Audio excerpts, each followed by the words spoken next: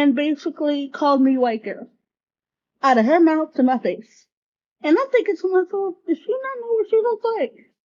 Like, you're black like me, you just happen to look lighter, but you're doing so much to appear blacker.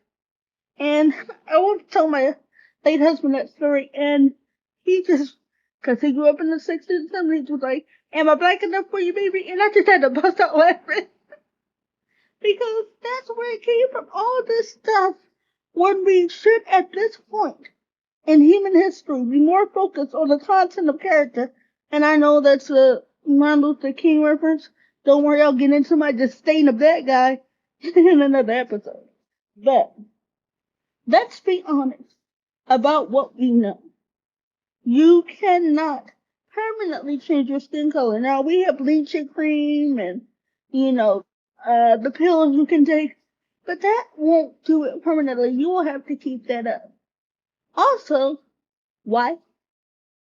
I have some people I know in India, and one of them happens to run a shop with various things, from home goods to make clothing, because his brother handled one section and him and his wife handled the other. And so one of the things I came across, my grandmother had asked me to get her some whitening soap. My grandmother was from a different time period. And so knowing that the best bet to go find it would be India, I asked my friend. I said, well, my grandma, first time when she told me, she's like, oh no, you don't need it, you're beautiful. I said, it's not for me, it's actually for my grandmother. And he goes, why would anybody use those partners? He said, why would anybody use them? And the thing is because you can actually be racist to yourself. Like the white people who go out of their way to turn themselves black, take a DNA test and you have 1% African American blood of any kind, and now you're walking around, I'm black, I'm black. Listen, let me be clear, since you don't seem to get it. A lot of times when you take these DNA tests and you have 1%, 5%, that means it's so far removed in your DNA, it's so far back that it was a one-off. Okay, honey? You're not anything. In my case, with the Irish and Cherokee, my Irish roots were even more recent than my late husband's, because he was English, Irish, German, and French. But his father was full-blood German, and his mother had the mixture. But oddly enough, we don't call white people with their mixed ethnicities Masonetas. Well, we shouldn't, but there are obscure people that do. My thing is this. If we only judge by what we see, wouldn't it stand to reason that we are removing parts of the picture we need? Parts of the picture that make us human? Now let me bring it back to the Jonathan Major situation. This man thought he had a status symbol. Oh, he made it. He's in Hollywood, and now he has a white woman. The quintessential shallow black man status symbol, and he's got it. He's so happy, and so she turned crazy, unleashes white woman tears, hysteria, and panic against him, and he finds himself in the mess he's in now. Well, because she's white, it made it 10 times worse, but I think it goes back to a saying I heard many years ago when I started listening to Reddit stories being read on YouTube. Don't stick your dick in crazy, and don't let crazy stick it in you. Basically, that's what I took away from a lot of these situations. It's not always about race. Bad people exist. And she wasn't bad just because she's white. She's bad because she's a pathological liar and a manipulator. She'd be evil and bad even if she was black, Chinese, Korean. By the way, I do understand that there are differences between all the Asians in the Asian communities. They are not the same. Some may have similar customs, but they are all different and unique and beautiful in their own ways. I really love culture and language, and so I spend time studying these things. Um, I think what we really need to see is a return to transparency in relationships. Like I said, I was with my husband for 12 years before we got married, because it started out as an online relationship long distance, but not from a dating site. We actually met on a 3D chat room and began talking there.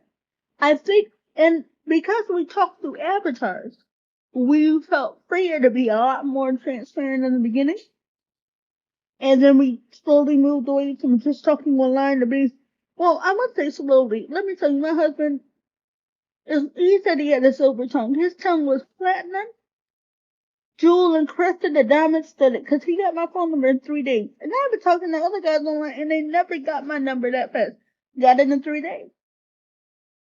So because we start talking behind advertising and moved the phone, we actually developed a very transparent flow of conversation. We could ask each other questions. I would ask him what the noises I heard over the room. So many in the room with you. But see, also I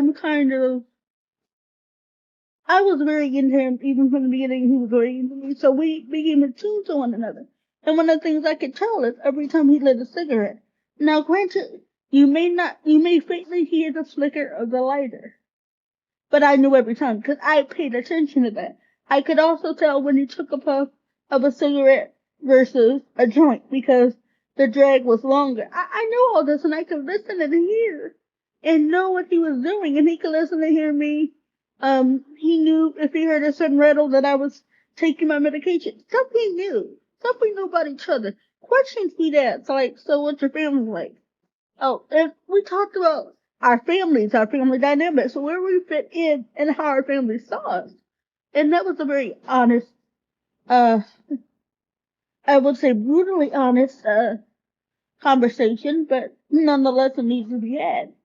I believe that what happens is we get so caught up in being in the relationship that we don't understand that we don't have to be in the relationship.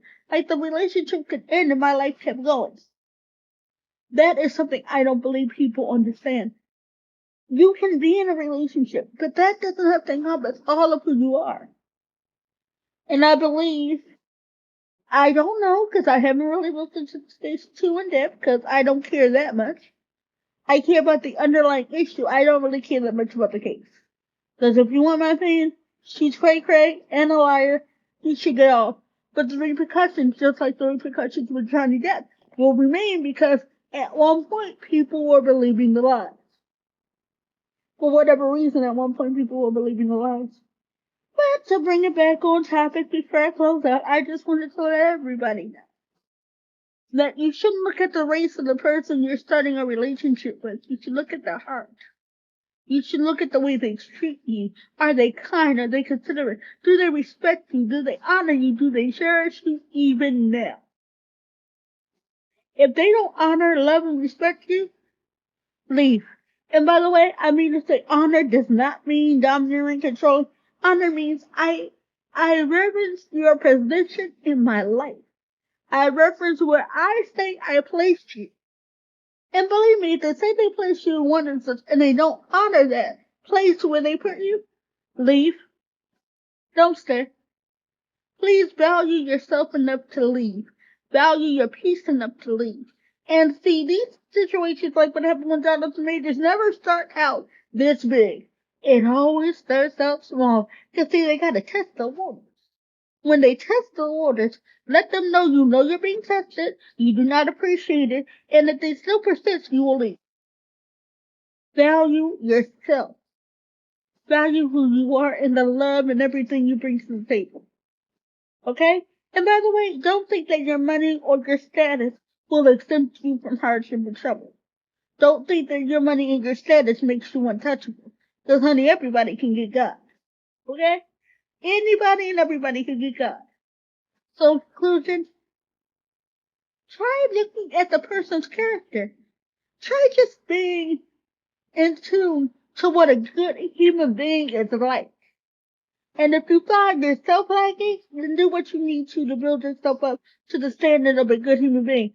And if you come to that place and you realizing that the person you with does not meet and that's a base standard. The lowest standard to meet is being a good human being.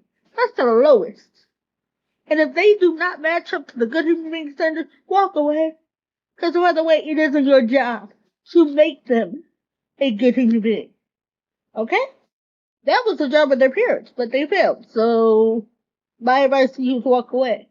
You cannot fix everyone, and most people shouldn't even try. Have a great day. Take care, and I hope that wherever you are, whatever you're doing, you realize you're loved because God loves you, and He sent His Son Jesus to die for you. And so, understanding that, I will say that okay, this will be maybe only for this time, or maybe I'll make a joke announcement every podcast. But Eastern Orthodox Hanukkah will now commence on December 26th, running right alongside Kwanzaa with an extra day. Okay? Have a wonderful evening. Bye bye.